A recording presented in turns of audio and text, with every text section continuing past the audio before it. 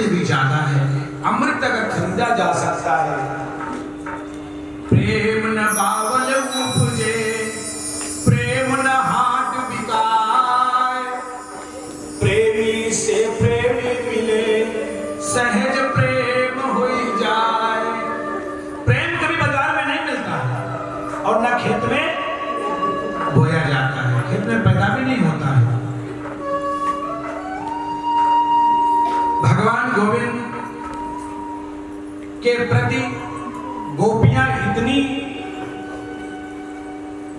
प्रेम में बंध चुकी थी, क्योंकि रामा अवतार में जब भगवान का राम का विवाह हो रहा था ना, तो जितनी वहां पर सखियां थी, ब्याही गैर ब्याही, सबकी इच्छा यही थी, सबका भाव यही था। किसी का भाव था कि मैं बेटे के रूप में पाऊं, किसी की इच्छा थी मैं पति के रूप में पाऊं, किसी की इच्छा को, सबकी इच्छा। भगवान ने इशारों में कहा, अभी तो मैं रामावतार में हूं, सीमा में बंधा हूं, सीमा तोड़ने देना, फिर देखना। थोड़ा अपने गेट से बाहर निकलूं तो फिर बताओ। अगले अवतार में जो जो जिसकी इच्छा है, सबकी इच्छा पूरी होगी। वही सब गोपियां हैं।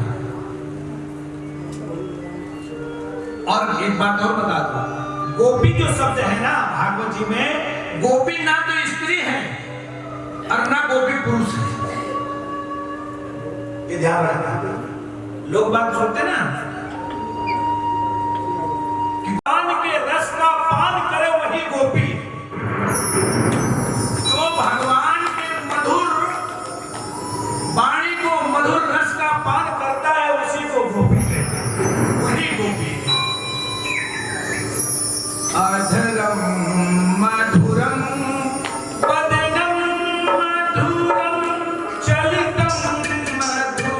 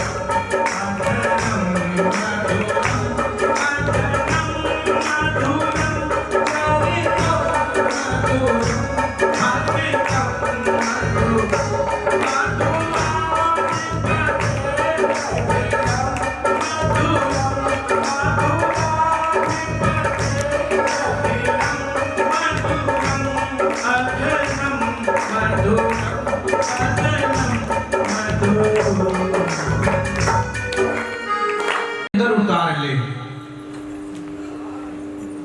रस को, भगवान के मधुर रस को रसापान कर ले, अपने हृदय में उतार ले, वही गोपी है। कौन कौन बन सकता है? जो भगवान के माधुरी का रसापान करे, वही भगवान का प्यारा है। और अच्छा, रस में कोई फल, बांस में कोई फल देखा कभी? बांस के पेड़ में कोई फल देखा? उसका रस किसी को निकालते देखा कभी? लो जी बांस का रस पी लो जी। नहीं देखा।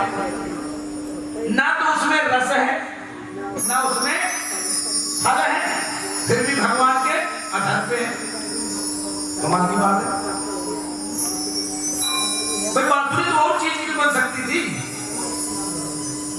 भाई रस भी नहीं है, फल भी नहीं है, कोई स्वाद नहीं है, लेकिन भगवान ने बनाया।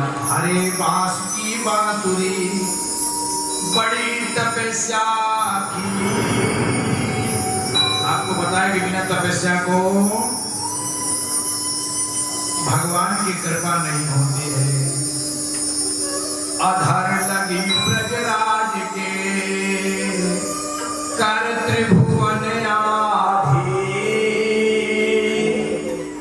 भगवान गोविंद के अधर पर लगी और वो जो बजती थी तो सारा त्रिभुवन मोहित हो जाता था।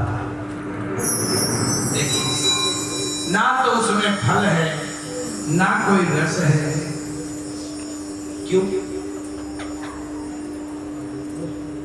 वैसे आपने देखा कि बांस की लकड़ी जलाई भी नहीं जाती। अच्छा, अगर पलंग ना बने तो वो किसी काम में भी नहीं आती। चौखट बने उसके पल्ले भी नहीं बनते, किसी काम की चीज। लेकिन भगवान को देखो कितनी प्रिय है। सब वृक्ष में अधम तरु, जितने भी वृक्ष हैं सबसे अधम क्या है? बांस। सबसे। और आपको मैंने पहले भी बताया कि दीनहीन मलिन कुलीन अधम को ही भगवान अपनाते हैं, बाकी किसी को नहीं अपनाते। और दीन मलिन कुलीन जो होते हैं ना, ये अपनी शान को उतार देते हैं, इसलिए इनके परेशानी भगवान दूर करते हैं। हम आप अपनी शान में जीते रहते हैं, इसलिए भगवान हमारी परेशानी नहीं दूर करते। हम अपनी शान में जीते रहते हैं। हम अपनी शान को उतार दें तो परेशानी दूर हो जाएगी। सब वृक्षन में यथम तरो बांस महारसहीन, पुष्प गंध फल कछु नहीं, सो माधव प्रिय मीन। न गंध है, न पुष्प है, न फूल है, कुछ नहीं है। बांस में फूल कभी देखा? फूल भी नहीं थे, लेकिन भगवान को प्रिय अत्याधिक है, क्योंकि वो अधम है। सबरी ने कहा था अधम ते अधम, अधम ते नारी। अधम हो उसमें भी मतिमंद गंवारी, बुद्धि भी नहीं है, गंवारी हूं, नारी हूं, अधम हूं, अधम से अधम, उससे भी खराब। इतना माल बनवाया, उसमें भी स्वाद नहीं था, वो स्वाद उसमें भी नहीं मिला। भगवान की बांसुरी बजती है, गोपियां सारी पागल हो जाती। गोपियां जो थी ना, बांसुरी को अपनी सौत मानती थी, अपनी सौतन मानती थी। बांसुरी से और गोपियों से एक मिनट पटती नहीं थी, क्योंकि बांसुरी को भगवान एक मिनट में अपने सिराने धर के सोते थे। गोपियां बार बार एक कहती, बांसुरी ऐसे कौन सी तपस्या मैंने की है ना तेरे बरस है। लेकिन जब बांसुरी सुनी ना तो रहा नहीं, किसी गोपी से रहा नहीं,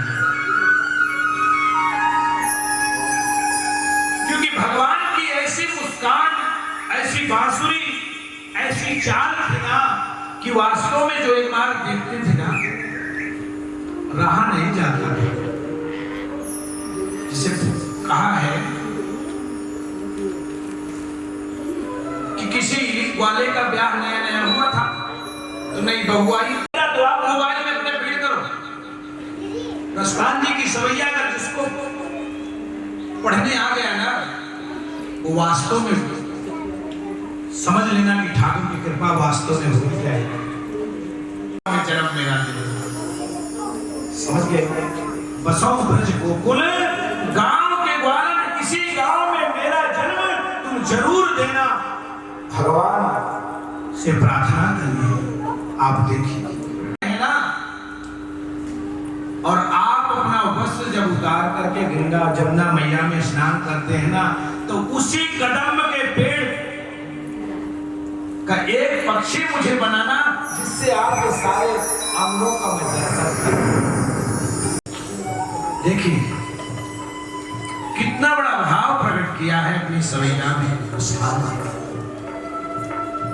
कि जिस पहाड़ को गोवर्धन को आप अपनी अंगुली पर उठाया था, उस पहाड़ का एक छोटा सा कंकड़ बना करके रास्ते में डाल देना। आपके भक्त आएंगे, परिक्रमा करेंगे, उनके पैरों की ठोकरों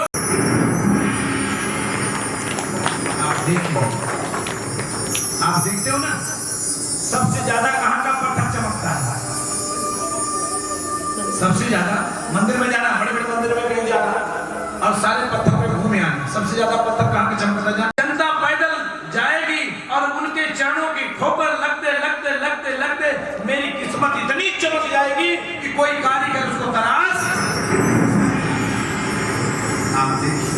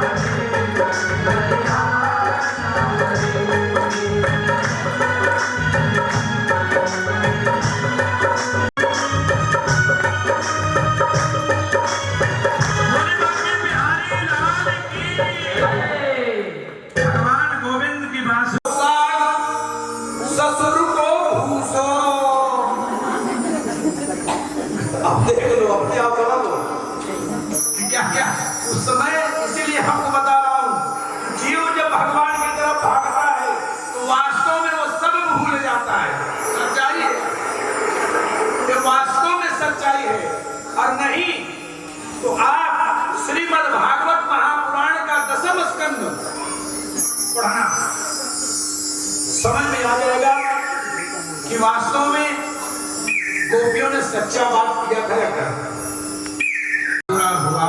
इसलिए भगवान पहले कहते थे भोर होने से पहले अपने अपने घर जाओ।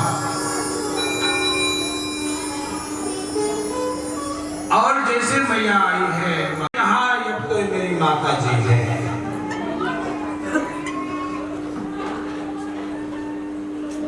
और भगवान शिव जी भी प्रभु श्री राम और मां जानकी को वो भी अपने इष्ट मानते हैं, और इष्ट माता पिता से कम नहीं।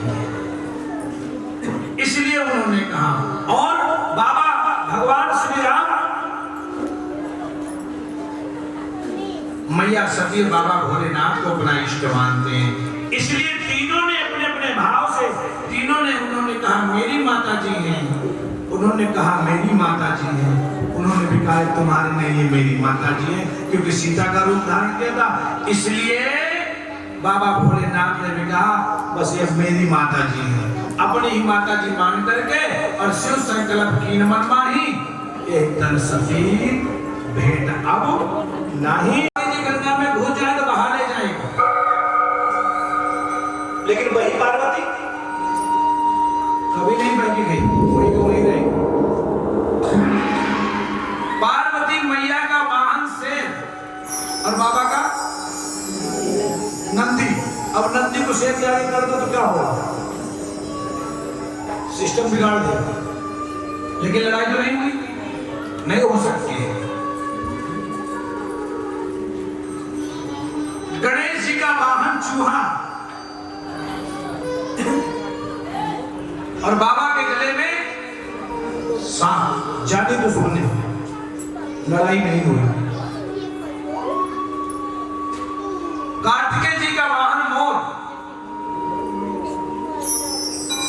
और बाबा के गले में सांप। जाने तो सुनने, लेकिन लड़ाई, क्योंकि एक दूसरे का ऑप्शन वहां पर खड़ा है। इसलिए बाबा अगर कहीं चले भी जाते थे ना, तो युद्ध का अगर प्रोग्राम बनता भी था ना, तो दूसरा पड़ोस वाला कहता भैया वो कायदे में रहोगे तो फायदे में रहोगे, अगर आप इधर तो हम इधर। इसलिए अपने अपने कायदे में सबको रहिए तो फायदा जरूर मिलेगा। रास में बाबा गए हैं, लेकिन रास में जाने के लिए जब वहां पर गए कितना प्रयास किया होगा बाबा ने।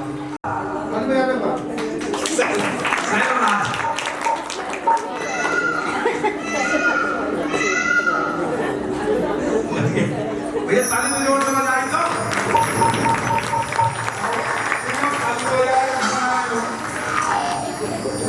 क्योंकि बाबा को साड़ी पहनाई गई, प्रवेश हुआ, लेकिन वहां पर आपको बताया कि गेट कीपर जो होते बिना चेक किए जाने नहीं दे रहे थे, सबकी चेकिंग चल रही थी। लेकिन जो जानकार थे ना, उन्होंने पहले ही पहचान लिया ये गोपी नहीं है। क्योंकि सबसे ज्यादा ध्यान करना, आप स्त्री पुरुष को कपड़ा कितना भी पहना दो, पहचान जब भी होगी आपको पैरों से होगी। बहुत सुंदर ड्राइविंग कर दो, स्त्री पुरुष को बदल दोगे ऊपर से, लेकिन ध्यान रखना अगर पहचान करना है, निगाह वहीं रखना, पता चल जाएगा कि स्त्री है कि पुरुष है अपने आप ही। क्योंकि ये कभी पैर धोते नहीं बेचारे, ये ऊपर से पानी का नहीं मतलब कभी पैर ऊपर तो साबुन लगा लेंगे, ये अपना पैर बस समझो कैसे रहेगा, ध्यान रखना। ऐसा तो हो ही नहीं सकता, तुरंत पहचान लिया ये नहीं है, अरे नहीं। जय श्री राम। चले गए वहां से। अब रात्रि थी, गोपियां बनाया हुआ कितनी देर तक, और बना हुआ है हमेशा के लिए। गोपियां बनी, लेकिन कब तक के लिए, थोड़ी देर के लिए बनी, फिर सोचने लगी, फिर वही पे मनता आने लगी क्या करें कैसे करें कहां। आप आपस में सब एकत्रित हो गए, पहले गिनती करो, जितनी थी उतनी है कि कुछ कम ज्यादा। अब तो विश्वास मेरे अहंकार को दूर कर दीजिए, मेरे मन में जो अहंकार जमा है ना, उत्पन्न हुआ है, उस अहंकार को हटा दीजिए। रास बिहारी में प्रकट बैठ करके कीर्तन करने लगी, सारी साथ ताली बजा करके कीर्तन करने लगी। अब ऐसे नहीं आएंगे, कीर्तन बजा और कीर्तन करना शुरू कर दी थी। अब तब आगे बिहारी वहां पर आएगी, क्योंकि जब तक शरणागति नहीं बनोगे तब तक भगवान की कृपा नहीं होती है, ये आप पक्का समझ लो। क्योंकि भगवान ने तब रास करके सभी गोपियों को दर्शन दिया है। आगे की कथा श्री सुखदेव जी महाराज परीक्षित जी को सुनाते हैं। चलिए बिना बुलाया हमारे यहाँ काय को मर्यादा हो, तो काय को मर्यादा हो सकते हो बताओ। लक्ष्मण जी को बुरा लगा, राम ने कहा ससुराले चुप रहो, यहाँ नहीं बोला करते, जो कहते वही ठीक, जो कह रहे वही सब ठीक, जो भी कहते सब सही है, इनका मुकाबला सब सत्य है, लेकिन यहाँ बोलना नहीं। लेकिन इस धनुष यज्ञ में क्रूरता थी, क्रोध था, वध करने की इच्छा थी, यहां मारने की इच्छा थी, वहां पाने की इच्छा थी, यहां मारने की इच्छा, वहां पाने की इच्छा थी। अब अक्रूर जी महाराज चले हैं और यमुना जी पार करके नंदगांव की तरफ बढ़े। जानते हैं कंस की सारी लीला, कंस मुझे भेज करके बुलवाया क्यों है, सब जा रहे हैं। अब देखिए विस्मित में पड़ गए, क्या कहूं मैं नंद बाबा से, मैं कितना अपराधी हूं, कितना बड़ा पापी हूं। जैसे सुमंत्र जी ने कहा, क्या राम जी को वन छोड़ने के लिए मैं ही था,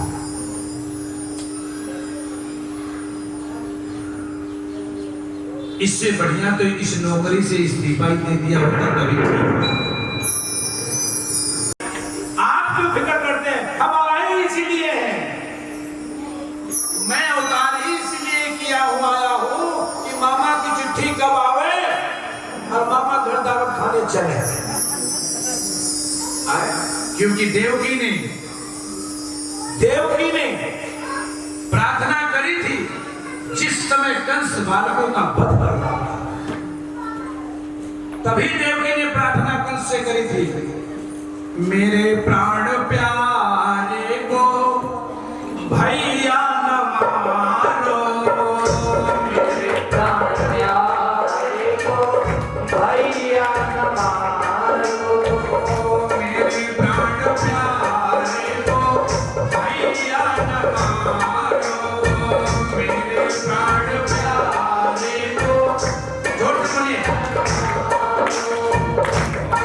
से मार करके तुम्हें क्या मिलेगा, इसे मार करके तुम्हें क्या मिलेगा।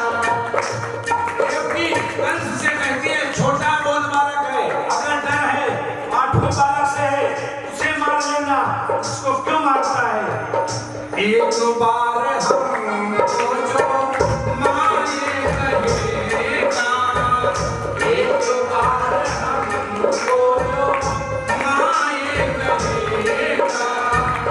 दो बार तुमको ये मामा कहेगा, दो बार तुमको ये मामा कहेगा।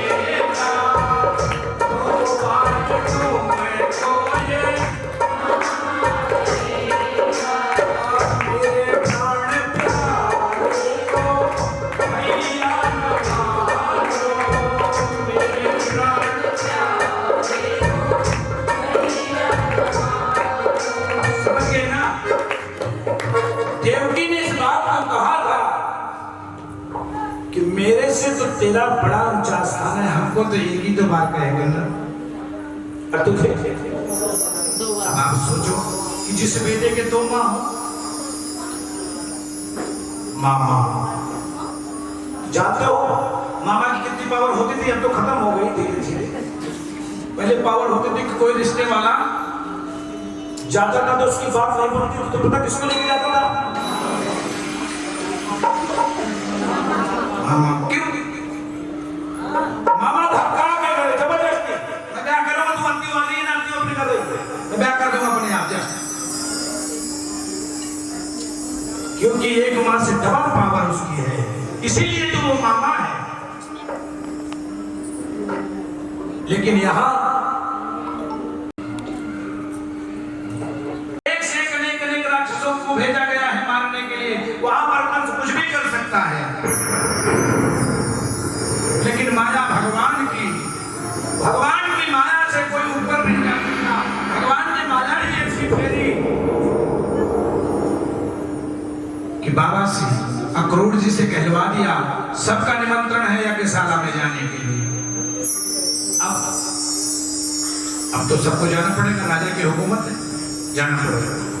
सूचना हो गई, कहने लगे ऐसा है कि बलराम कृष्ण को मैं रथ पे लेके चलता हूं, आप लोग आइए।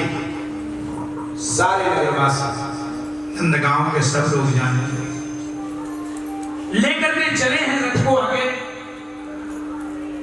अंदर से अक्रूर जी पश्चाताप कर रहे हैं कि मैं कितना बड़ा भागा भी हूं और कितना बड़ा भाग्यशाली भी हूं। दोनों चीज, कितना बड़ा अभागा हूं कि जो मरवाने के लिए लेके जा रहा हूं, और कितना बड़ा भाग्यशाली हूं जो भगवान को अपने रथ में लेके जा रहा हूं। दोनों चीज सोच रहे हैं। ले जाकर के यमुना जी के किनारे पहुंचे। यमुना जी के किनारे पहुंच करके और अक्रूर जी ने कहा कि मैं थोड़ा स्नान कर लूं, ध्यान कर लूं।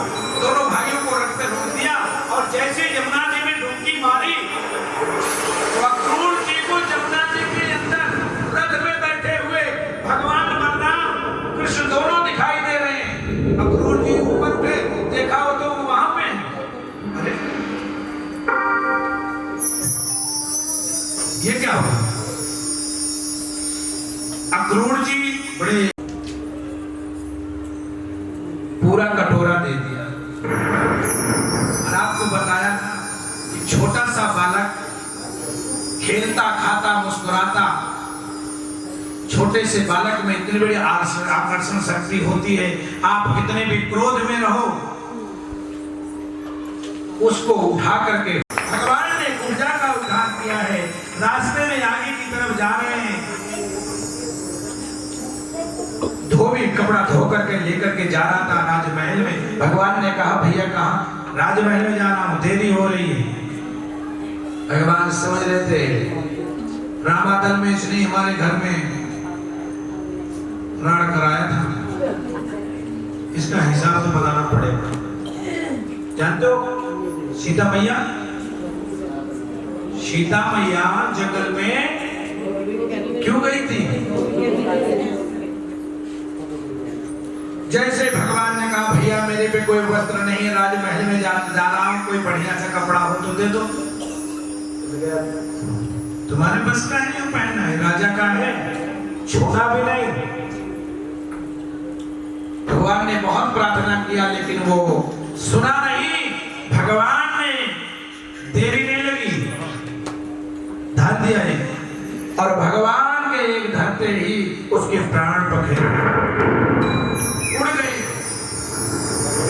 और कपड़ा तो ले लिया भगवान, कपड़ा लेकर के वही कपड़ा आगे की ओर जब चले भगवान तो देखा टेलर साहब दर्जी दुकान खोली हुई है।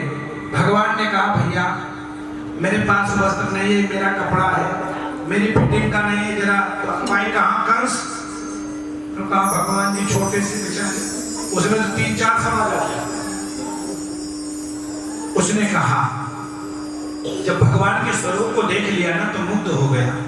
मुग्ध होकर के वो सुध बुध अपनी सब कुछ भूल गया है। कपड़ा लेकर के भगवान के नाम ऐसा सुंदर बना दिया ना, अति प्यारे लगने लगे। भगवान ने वरदान दिया जाओ कलयुग आने में ना जब आएगा ना तो जितने का कपड़ा नहीं उससे 4 गुना होती है भाव की। आज भगवान ने उसी दिन वरदान दिया था कि माली के घर में रखा हुआ फूल बासी नहीं होता है। हमारे आपके घर में आया हुआ फूल बासी हो जाता है, पर माली के यहाँ रखा हुआ फूल कभी बासी नहीं होता है। वो चाहे 4 दिन का तोड़ के रखा है, आप लाओगे तो अभी लेके आराम ताजा होगा।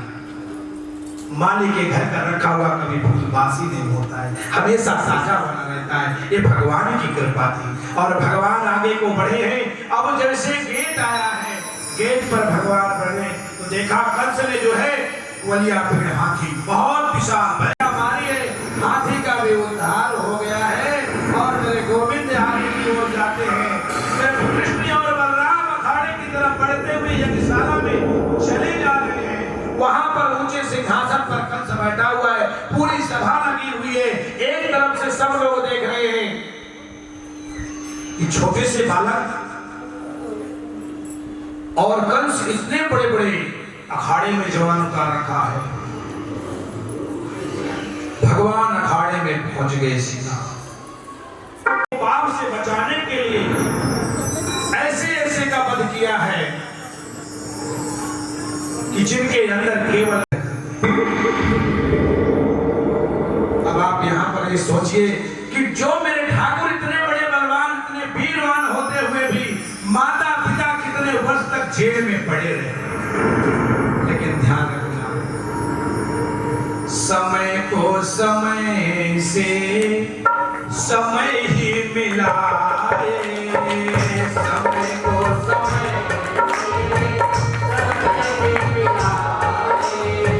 समय को समय से समय ही मिलाए, समय को समय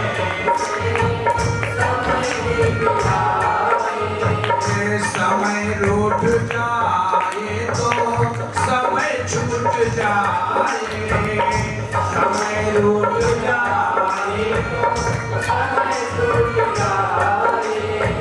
समय पे दिया कहानी कहाए, समय पे दिया कहानी कहाए, समय पे हरिश्चंद्र बिकने को आए, समय पे हरिश्चंद्र बिकने को आए।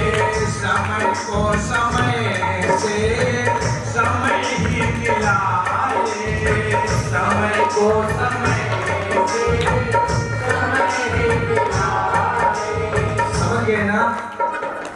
समय आया, जब तक समय नहीं आया तब तक माता पिता बंदी गृह में बंद थे, और जब समय आया तो मामा कंस का उद्धार करके और अपने माता पिता को कारागार से मुक्त किया है और मथुरा का राज उग्रसेन नाना जी, क्योंकि कंस जबरदस्ती ले लिया था अपने पिता से राज, जेल में डाल दिया था अपने पिता को।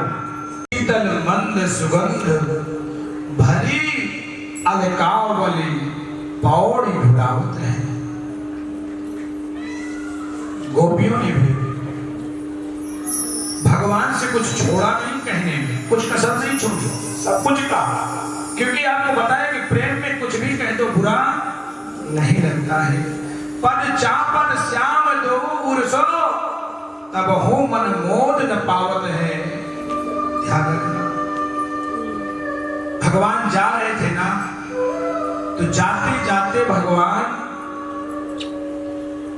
गोपियों ने बांसुरी को कहा, बांसुरी तू इतनी इठला रही है जो ना, तेरा चरण परमात्मा खुद दबा रहा है।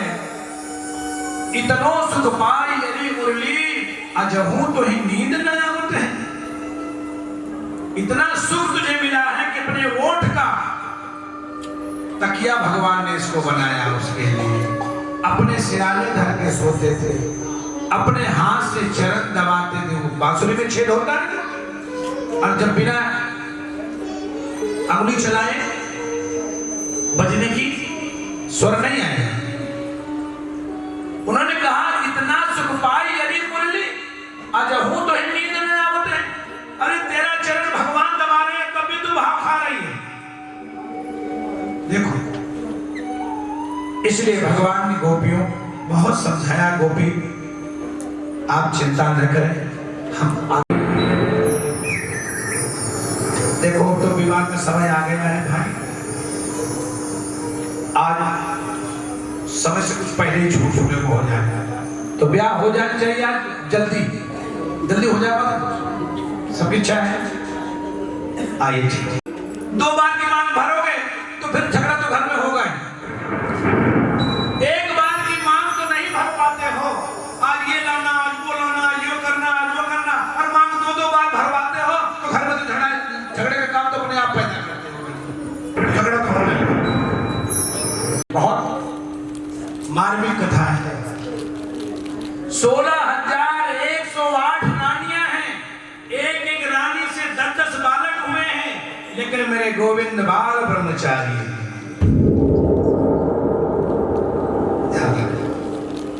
ये कथा आती है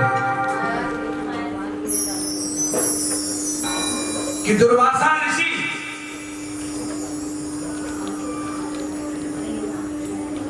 भगवान से मिलने के लिए गए गोकुल, और वहां पर जब गए ना तो दुर्वासा ऋषि इतने क्रोधित थे ना कि किसी की बात बर्दाश्त नहीं होती। दुर्वासा ऋषि त्रिकालदर्शी थे, जानते थे, उन्होंने देख लिया था थोड़े दिन बाद भगवान सुधाम जाने वाले हैं, इसलिए मैं जाने नहीं दूंगा, इनको रोक कर रखूंगा।